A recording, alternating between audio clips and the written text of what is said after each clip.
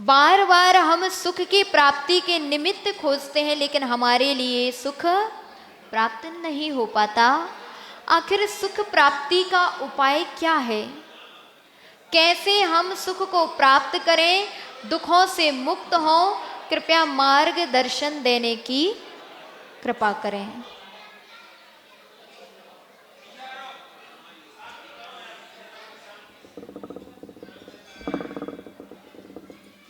जिनेंद्र भगवान ने अपनी दिव्य देशना में कहा, वो श्रेणिक, संसार से पार होने का यदि कोई उपाय है तो वह है सम्यक दर्शन। आज तक जितने जीव मोक्ष को प्राप्त हुए, दुखों से मुक्त हुए, उन्होंने सम्यक दर्शन को धारण किया था। बिना सम्यक के किए गए धर्म कार्य, अभी आप लोगों ने भगवान का अभिषेक किया, आनंद आया कि नहीं आया?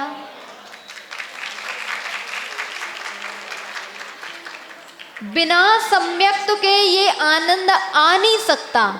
और जिसके अंदर सम्यक्त है, यहाँ जैसे ही भगवान के ऊपर अभिषेक की धारा छूटती है, उसके अंदर में अपने आप गदगद भाव जागृत होने लग जाते हैं। सम्यक दृष्टि ही इस प्रकार भगवान की भक्ति कर पाता है। वरना कई ऐसे भी जीव हैं, भगवान का अभिषेक देख करके भी भाग जाते हैं। हम नहीं करते, मुझे नहीं करना, इन भगवान का मैं अभिषेक नहीं करूंगा, क्योंकि ये भगवान मेरे थोड़ी हैं, ये मेरे भगवान नहीं है, ये मेरी प्रतिमा नहीं है, मेरे आदिनाथ को कहीं और है, ये मेरे आदिनाथ है ही नहीं। ध्यान रखना, ऐसा जीव कभी भी, अभी तो सहस्त्र नाम से अभिषेक किया, वो लाखों करोड़ों नाम से भी भगवान का अभिषेक कर ले, लेकिन उसके लिए कर्मों की निर्जरा नहीं होने वाली। और वही एक सम्यक दृष्टि, आपने तो सहस्त्र नाम के उन महान नामों से अभिषेक भगवान का किया, किसी को 50 नामों तक करने मिला। अरे भैया, अगर एक नाम के द्वारा भी भगवान का अभिषेक करने मिल गया, उसके अंदर गदगद भाव जागृत हो रहे हैं, वो सम्यक दृष्टि है। वरना यहाँ पे भी लड़ाई होने लग जाती है, उनको 50 मिले, हमें 25 ही मिले। अरे लड़ना मत। आपको अगर अभिषेक की झारी में हाथ लगाने भी मिल गया, समझ लेना आपके लिए उतने ही कर्मों की निर्जरा हुई है जितने पूरे 100 नाम नहीं, 1000 नामों से अभिषेक करने में होती। कल बात चल रही थी यहाँ पर कर्म की। सम्यक दृष्टि विचार करता है। नितिन भैया क्या विचार करता है? खड़े खड़े नहीं विचार करता है, बैठ करके विचार करता है। आ जाओ, भाग आओ। तो सम्यक दृष्टि विचार करता है, मेरे कर्मों का जो उदय चल रहा है वह मेरे ही निमित्त से है, मैंने ही कर्म का आश्रय किया था, मैंने ही आगम के विरुद्ध वचनालाप किया था, उसी का निमित्त है कि आज मेरे जीवन में कष्ट आए। कहीं से भी किसी भी प्रकार से बिना कर्म के फल नहीं मिलता। जब आम बोए बिना आम नहीं मिलता, सेवफल बोए बिना सेवफल नहीं मिलता, तो फिर कर्म बोए बिना कर्म कैसे मिलेगा? वृक्ष में लगते हैं ना आम? कहाँ लगते हैं चक्रेश भैया? काय में लगते हैं? वृक्ष में। वृक्ष कौन लगाता है? वृक्ष भी किसी ने लगाया था, तब कहीं वह बड़ा हुआ, बड़ा होने के बाद उसमें फल आए, और फल आते हैं तो कौन खाता है? स्वयं खाते हैं। इसी प्रकार हमने भी कर्म रूपी बीज बोया था, वह कर्म रूपी बीज स्थिति पर बड़ा हुआ, और बड़ा होने के बाद उस बीज ने ही हमारे लिए सुख और दुख प्रदान किया। एक छोटा सा कर्म जब आदिनाथ के जीव को भी, तीर्थंकर को भी सता सकता है, तीर्थंकर के लिए भी अंतराय डाल सकता है।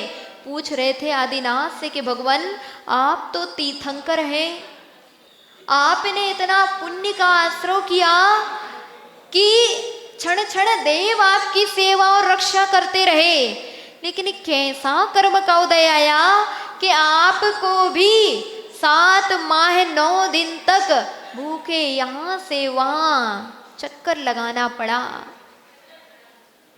सब कुछ अच्छा था,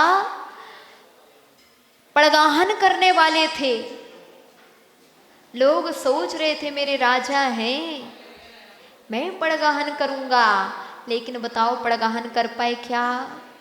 जब तक भवितव्यता अच्छी नहीं होती तब तक हमारे अपने भी हमारा साथ चाहकर भी नहीं दे पाते, और जब पुण्य होता है तो पराया व्यक्ति भी, अनजान व्यक्ति भी आकर के खड़ा हो जाता है, आदेश दें। कौन भेजा? पुण्य। अपनों को भी अलग किसने किया? कर्म ने। और वह कौन सा कर्म? पाप कर्म है। जब व्यक्ति कर्म करता है तब वह नहीं सोचता कि इसका फल भोगना पड़ेगा, लेकिन जब फल उदय में आता है तब समझ में आता है कि मैंने ही ऐसा कर्म किया था जो आज मेरे जीवन में दुख आया। आदिनाथ भी उस समय विचार कर रहे थे जब प्रातः काल मुद्रा लेकर के नगर नगर में भ्रमण करते थे, लेकिन कोई भी उनके लिए अनुकूल पड़गाहन नहीं करता था। कहा जाता है पुण्य का योग होता तो देव भी आकर के विधि बता जाते, लेकिन विधि क्यों नहीं बताई? क्योंकि कर्मों की विधि अच्छी नहीं थी, सो उनके लिए भी अंतराय डला। आज वर्तमान में भी ऐसे अनेकानेक पंथ चल गए, ऐसे संघ चल गए, ऐसी ऐसी परंपराएं चल गई जिन्होंने अपने अभिमान में आकर के धर्म को बदलने का प्रयास किया। लेकिन ध्यान रखना, धर्म परिवर्तित नहीं होता, आगम की लाइनें परिवर्तित नहीं होती। कानून की बातें तो परिवर्तित हो सकती है, लेकिन आगम की लाइनें परिवर्तित नहीं की जा सकती। कभी भी अपने जीवन में अपने को परिवर्तित करने का विचार करना, लेकिन कभी आगम की लाइनों को परिवर्तित करने का विचार कभी मत करना।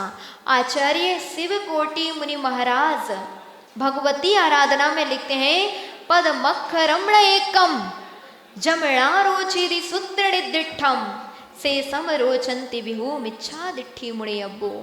हम सोच रहे थे हम सम्यक ऋषि हैं, जितने अभिषेक करने वाले ये पुजारी बैठे हैं सब सोच रहे थे सबसे ज्यादा कर्मों की निर्जरा हम ही ने तो कर ली है, मैंने ही कर्मों की निर्जरा कर ली। जितनी जी आहुति दे रही थी, कह रही थी पूरे नामों की आहुति देंगे तो भी कर्म निर्जरा हो गई, इसे उठा ही नहीं रही थी, बैठी सो बैठी। ध्यान रखना, अगर श्रद्धा नहीं है, एक अक्षर के प्रति भी श्रद्धा भाव जागृत हो गया, पूरा आगम पढ़ लिया।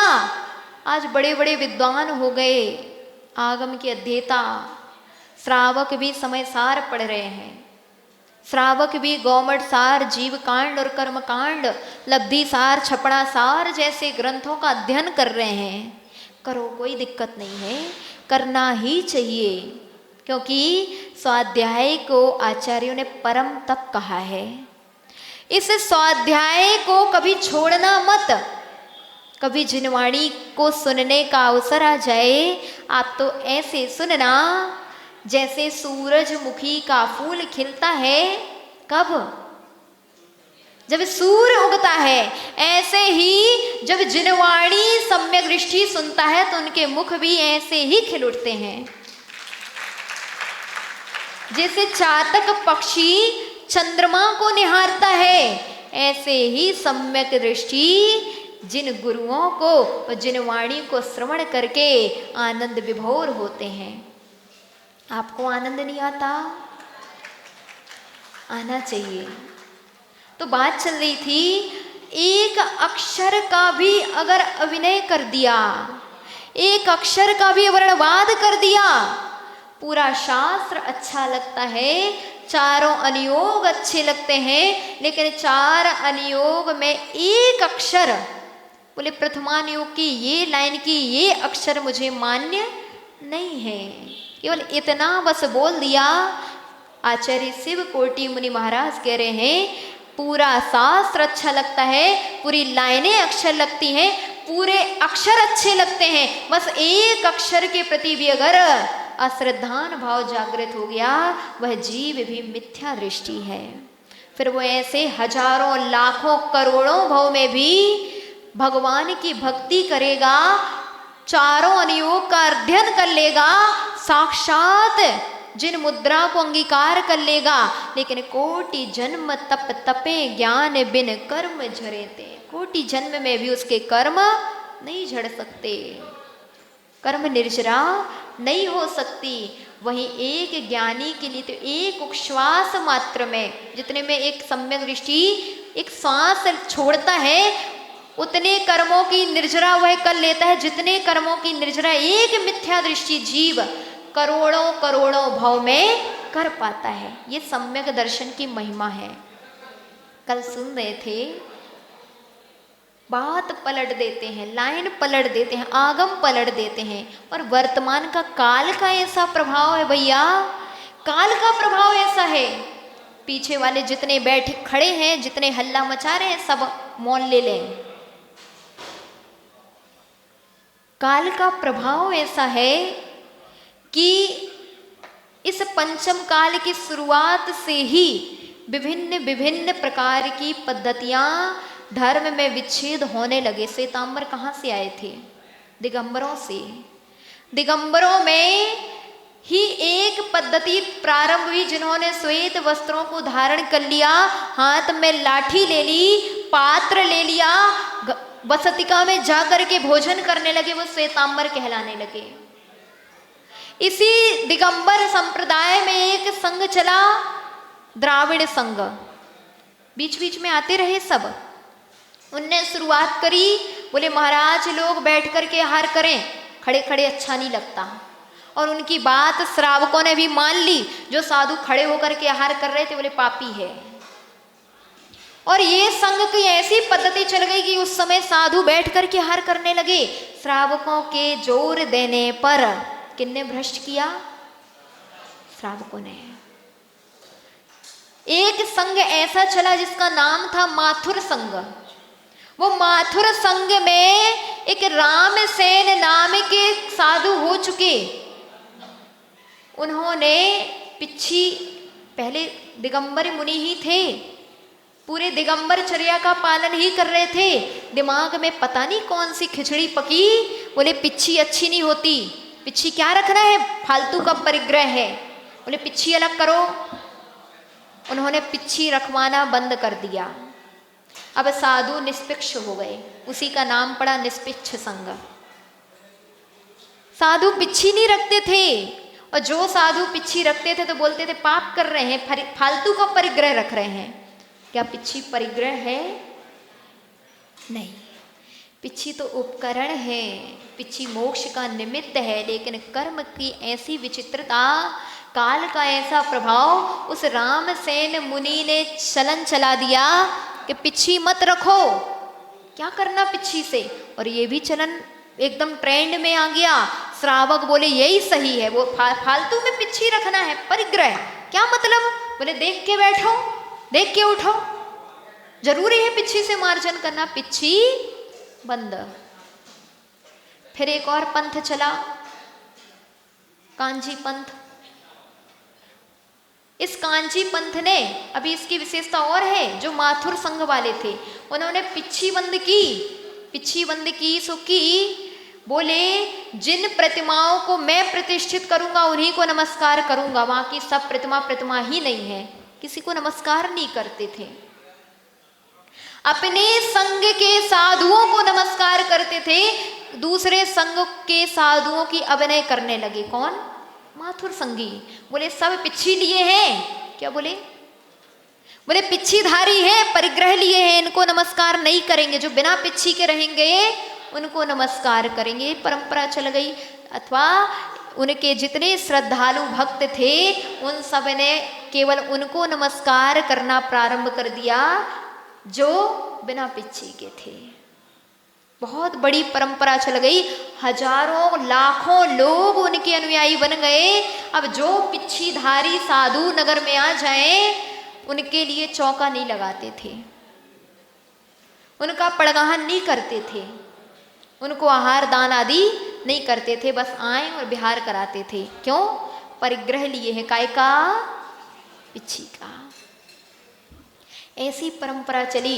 वह किसको नमस्कार करते थे? केवल बिना पिच्छी वालों को। बिना पिच्छी वाले कौन थे? रामसेन के शिष्य। परंपरा बड़ी ट्रेंड में रही, बहुत मिथ्यात्व का पोषण हुआ, सच्चे भाव लिंगी मुनि महाराजों की अभिनय श्रावकों ने भी की, साधुओं ने भी की, नमस्कार नहीं किया, सहन करते रहे। कांजी आए, उन्होंने एक अलग परंपरा चलाई, बोले पिच्छी वालों को ही नमस्कार नहीं करो। भी और बढ़ के थे, एक कह रहे थे कम से कम बिना पिच्छी वालों को नमस्कार करो, भी कह रहे थे कोऊ को नमस्कार ना करो। बोले पंचम काल में साधु नहीं होते। उनने अपना ट्रेंड चलाया और चल भी गया। आज बहुत सारे नगर नगर में वे सोनगढ़ी दिखाई पड़ते हैं जो कहते गुरु पंचम काल में नहीं होते। चला कि नहीं चला? काल का ऐसा प्रभाव है कि ऐसा मिथ्यात्व का पोषण करने वाले जीव समय समय पर होते रहे, लेकिन सम्यक दृष्टि अपने स्थान से बिल्कुल नहीं डिगा। जब द्राविड़ संघ आया और उस समय सम्यक दृष्टि थी, उनने कहा तुम मान्य नहीं हो, हमें आगम मान्य है। जब माथुर संघ आया तब सम्यक दृष्टि बोले तुम मान्य नहीं हो, हमें आगम मान्य है। जब कांजी संघ आया तब श्रावकों ने बोला हमें तुम मान्य नहीं हो, हमें आगम मान्य है। और आगम कह रहा है अज्जवितिर्यण शुद्धो अप्पा झाये लही दत्तम लोयंती अदेवत्तम तत् चुवाड़े बुदिम जंती। आचार्य महाराज कुंद कुंद देव ने ये बात लिखी कि आज वर्तमान पंचम काल में भी त्रियोग को धारण करने वाले मुनि महाराज होते हैं और पंचम काल के अंत तक होते रहेंगे, जो अपनी आत्मा का ध्यान करके लौकांतिक पद को भी धारण कर सकते हैं। ध्यान रखना, वर्तमान के इस पंचम काल में जन्मा साधु बन करके इसी भाव में लौकांतिक बन सकता है। ऐसा हम नहीं कह रहे, आचार्य कुंद कुंद देव ने अष्टपाहुड़ के अंदर में लिखा।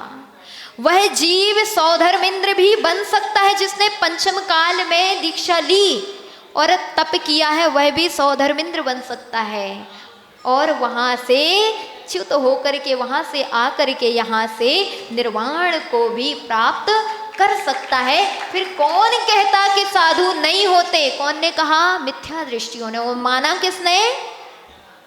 आप मानते हैं? कभी मत मानना। वर्तमान में भी ऐसी कुछ परंपराएं आ गई। कोई कहता मैं इसको नहीं मानता, मैं उसको नहीं मानता, मैं ये नहीं करूँगा, मैं वो नहीं करूँगा। आप सम्यक दृष्टि हैं, पहले ये बताओ कितने लोग सम्यक दृष्टि बैठे हैं? सब? कहे भाई तुम और भी उठा लो हाथ। पराग भैया सम्यक दृष्टि है, सब हाथ उठा रहे, हम सम्यक दृष्टि। लेकिन ध्यान रखना, हाथ उठाने से काम नहीं चलेगा। अगर आपके अंदर एक क्षण, एक लाइन पे, एक अक्षर पे भावलिंगी निर्ग्रंथों के ऊपर अगर अश्रद्धान भाव जागृत हो गया, वहीं से मिथ्यात्व प्रारंभ हो गया। इसीलिए वर्तमान में भी ऐसे भी जीव हैं जो आगम की लाइनों का विध्वंस करेंगे, केवल अपनी पद्धति को चल करके, अपनी पद्धति को मान करके हम जो कह रहे सो वो सही है। अरे सम्यक दृष्टि कभी नहीं बोलता कि हम जो कह रहे वो सही है। सम्यक दृष्टि तो यह बोलता है कि जो आगम कह रहा है वो सही है। ऐसी अमूर्तता होनी चाहिए। अपने अंदर श्रद्धा होना चाहिए कि हमें पहले कोई बात ऐसे स्वीकार नहीं करनी। अगर आप सम्यक दृष्टि हैं, अगर हम कह दें आपसे कि अमुक कार्य करने लग जाओ, अमुक मत करो, तो अगर आपको इसमें जिज्ञासा हो रही है तो आप हमसे आकर के पूछ लेना कि माता जी आपने ये बात बोली है तो किस आगम के आधार से बोली। आपका कर्तव्य है।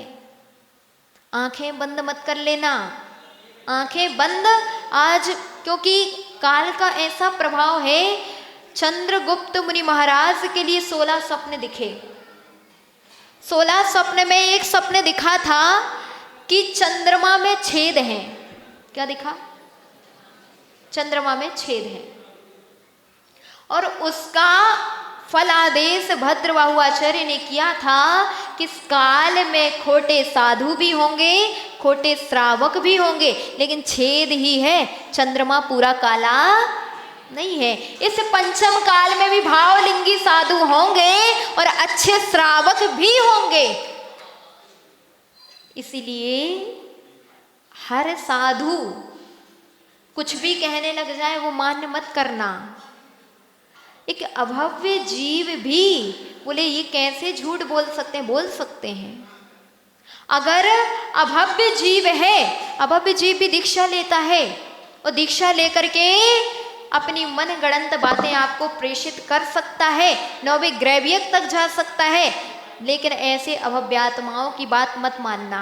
आप कहना महाराज श्री आपकी मुद्रा मान्य है, आपको नहीं मालूम वो भव्य है कि भव्य है, तो आप क्या बोलना, अगर वो कुछ का कुछ बोलने लग जाए तो आप बोलना आपकी मुद्रा पूजनीय है सो हम पूज रहे हैं, लेकिन आपकी वाणी हमें आगम के विरुद्ध लग रही है। एक बार बताओ तो सही कि आगम में क्या लिखा है इसके बारे में। अगर वो बताएं सही सही पूर्वाचार्य प्रणीत आगम को दिखा करके बोले कि लाइन ऐसी इसमें लिखी है इसीलिए ऐसा कार्य करना अनुचित है, तो मानना, वरना कि ना नमोस्तु भगवान हमें आगम मान्य है, आपकी केवल मन गढ़ंत बातें मान्य नहीं है।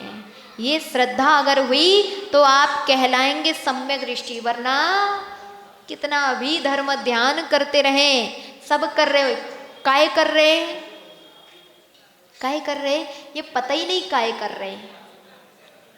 किसी को कुछ पता ही नहीं कि हम क्या कर रहे हैं, क्यों कर रहे हो, कैसे कर रहे हैं, सही कर रहे हैं कि गलत कर रहे हैं। इसलिए हर क्रिया में आप पूछो कि हम सही कर रहे हैं तो करो, आगम के अनुकूल है तो करो, आगम के प्रतिकूल है तो वहीं से हाथ जोड़ लेना।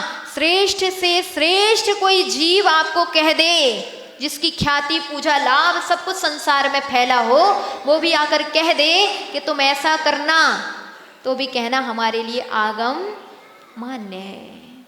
ये सम्यक दर्शन अगर आ गया तो आप सम्यक दृष्टि हैं, वरना हुआ हुआ वाले तो बहुत हैं संसार में, बहुत फैले हुए हैं अपनी मन गढ़ंत चर्चाओं को, और आप क्या करते हो, बे कर रहे, बे कर रहे, बे कर रहे, बे कर रहे, सो हम कर रहे। आज वर्तमान में यही मिथ्यात्व फैला हुआ है, यही मिथ्यात्व फैला हुआ है। एक महावीर के पास शेर और गाय सब बैठ जाते थे।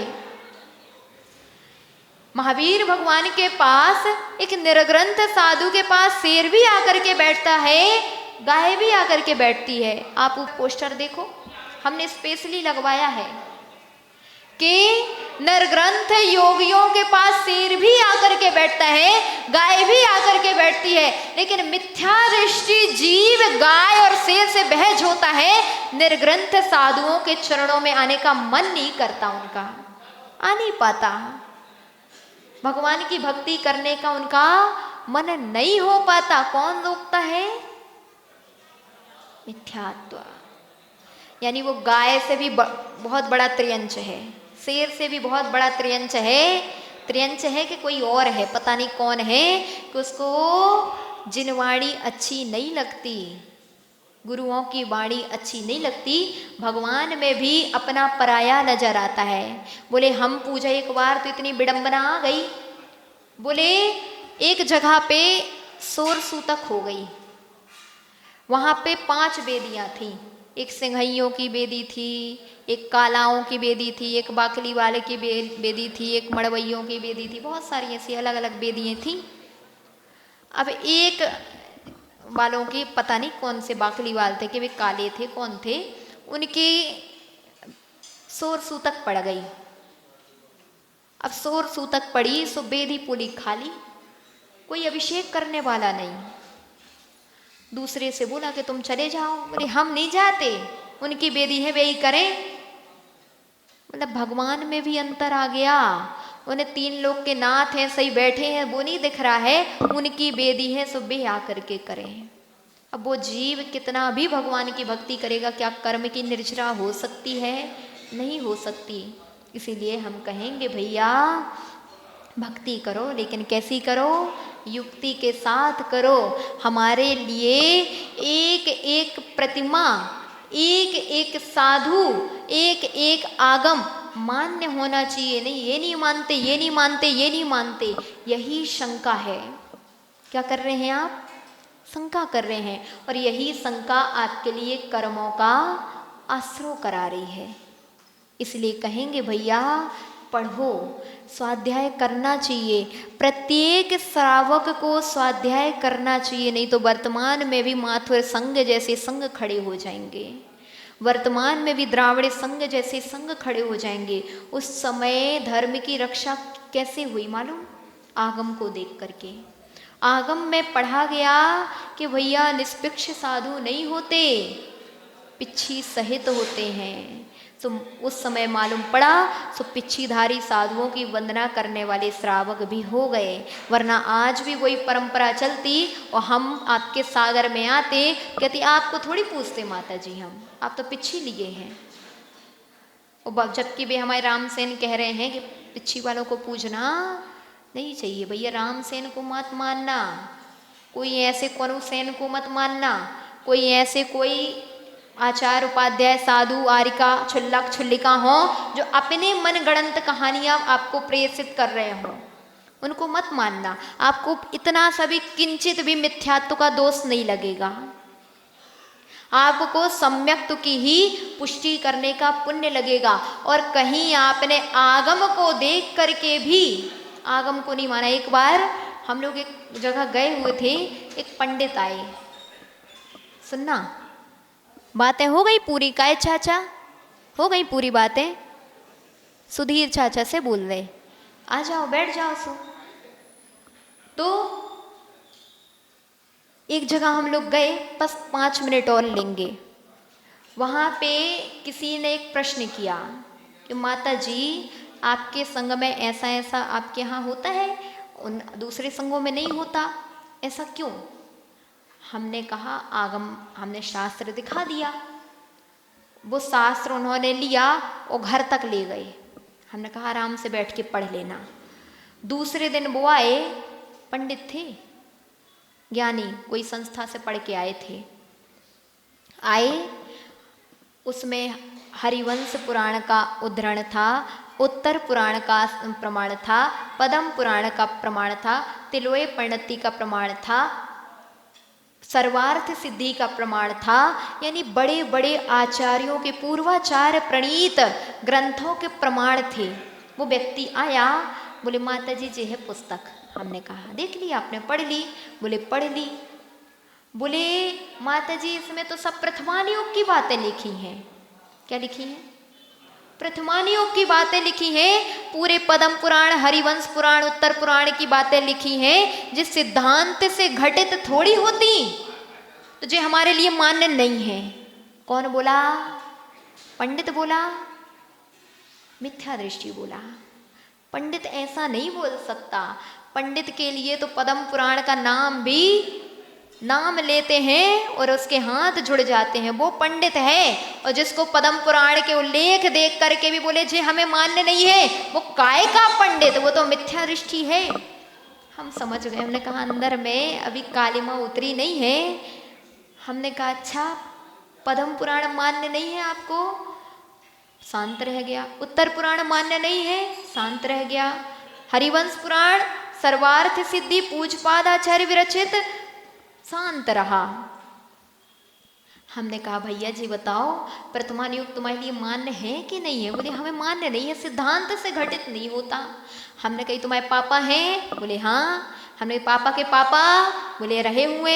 हमने कि पापा के पापा? बोले रहे होंगे। बोले पापा के पापा? बोले रहे तो होंगे। हमने की श्रद्धा है कि पापा के पापा के पापा के पापा रहे होंगे तो तुम आए। हमने नाम बताओ? बोले नाम नहीं है याद।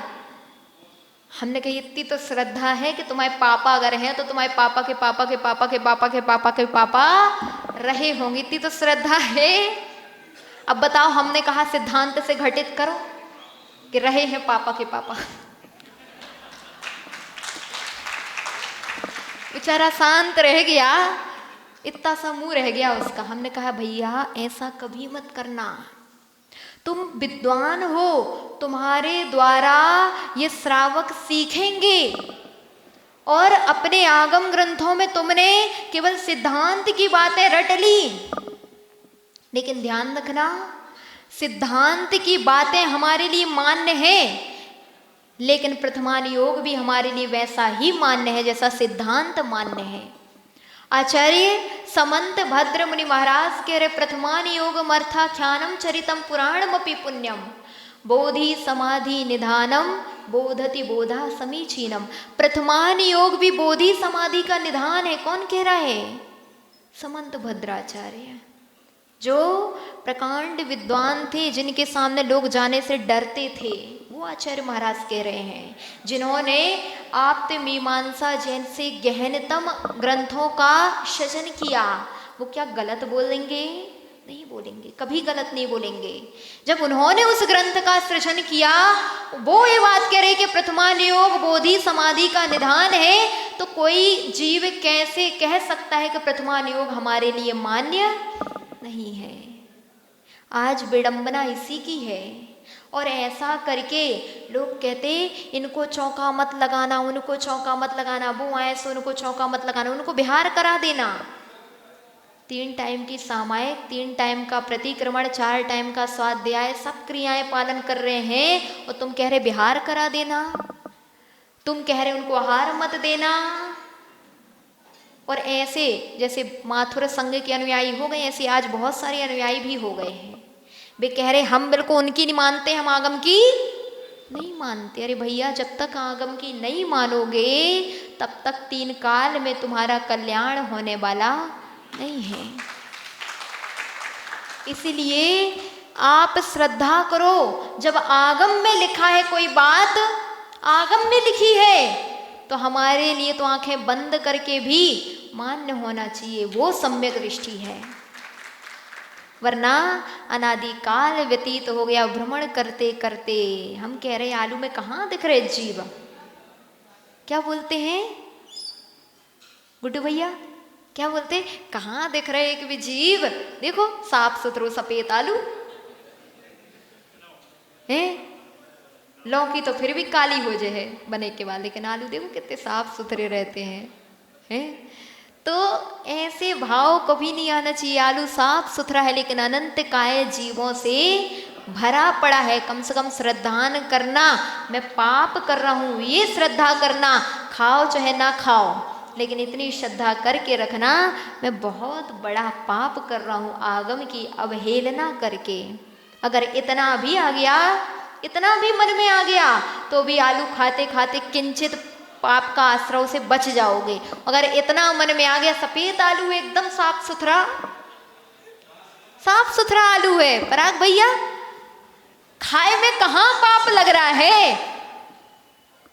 नहीं, पाप तो लगेगा। ऐसे भी जीव संसार में हो गए, बोले आत्मा तो शुद्ध बुद्ध चैतन्य स्वरूपी है, आत्मा कुछ नहीं करती, आत्मा तो एकदम बिलग है, शरीर भिन्न है, आत्मा भिन्न है।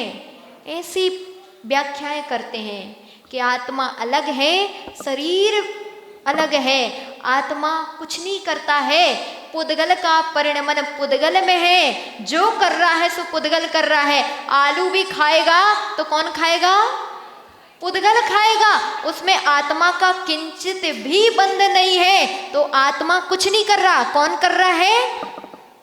पुद्गल कर रहा है, इसलिए वे आलू खा रहे हैं, जो कह रहे आत्मा अलग है और शरीर अलग है। अरे भैया, पुद्गल खाएगा, शरीर खाएगा आलू, लेकिन कर्म का बंध किसको होगा? किसको होगा? आत्मा को। इतना ज्ञान छोड़े ही नहीं, प्रवचन करते करते यहाँ से बॉटल खिसका रहे हैं, दूध पी रहे हैं, पानी पी रहे हो, कह रहे आत्मा का परिणमन तो आत्मा में है, पुद्गल इसका कुछ भी नहीं करता। ऐसे संसार में बहुत सारे आज परंपराएं पद्धतियां चलती रहेंगी और आगामी पंचम काल के अंत तक चलती ही रहेंगी, लेकिन आप उनमें रत मत होना। जब भी क्रियाएं करना आगम को देख करके करना, तब आप कहलाएंगे सम्यक दृष्टि। तो वरना वर्तमान में बहुत सारे जीव फिर रहे हैं ले करके, कोई कह रहा अपनी अपनी मान्यताएं, बोले हम भगवान को नहीं मानते। क्या बोलते हैं? हम भगवान को नहीं मानते, प्रतिमाएं नहीं रहती मंदिरों में। कहाँ गई प्रतिमाएं? नहीं रहती, क्या रहते हैं? केवल शास्त्र रहते हैं। कोई कहता हम गुरुओं को नहीं मानते, केवल प्रतिमाओं को मानते हैं। ऐसे बहुत सारे भेद देखने में आएंगे। ये सब क्या है? समय का एक प्रवाह है जिसमें सब जीव मिथ्यात्व के उदय से बहते चले जा रहे हैं, लेकिन सम्यक दृष्टि तो कहता है जैसे सम्यक दर्शन, सम्यक ज्ञान, सम्यक चारित्र मोक्ष मार्ग है, ऐसे श्रावक के लिए देव, शास्त्र, गुरु मोक्ष मार्ग है। अतः ऐसे ही श्रद्धा के साथ देव, शास्त्र, गुरुओं की बिना किंतु परंतु किए बढ़िया आराधना करना, आगम में जो उल्लिखित है उस पर श्रद्धान करना है। भगवान, अनादिकाल से हम बार बार धर्म करते रहे, लेकिन धर्म का फल नहीं मिल पाया, क्योंकि हम ऐसे ही मन में इस प्रकार की भ्रांतियां ले बैठे रहे।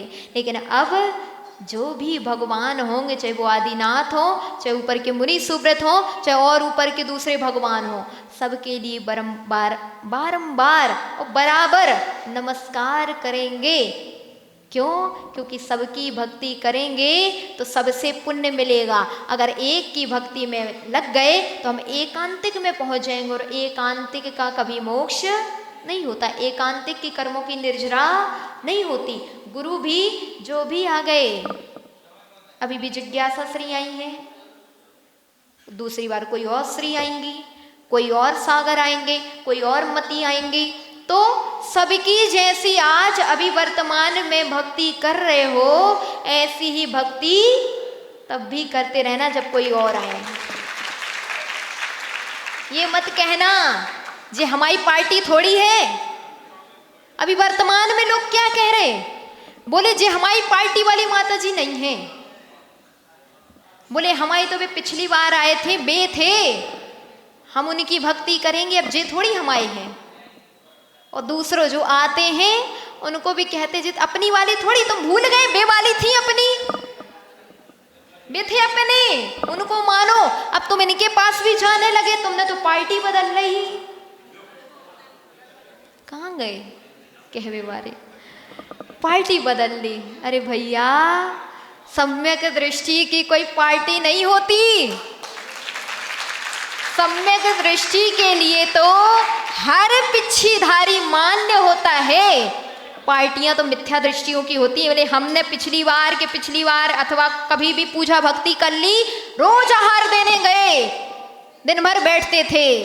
तुम तो दिन भर बैठो, दिन भर भक्ति करो, कम से कम जो आ रहा है उसको तो मत कहो कि जो हमारी पार्टी वाले नहीं, तुम क्यों जाते हो। अरे मिथ्या दृष्टि जीव, कितना तीव्र मिथ्यात्व का उदय आता है कि ऐसे शब्द मुख से निकलते हैं, ना हमारी तुमसे बैर, ना तुम्हारी हमसे बैर, फिर भी बैर बांध के रखे हैं।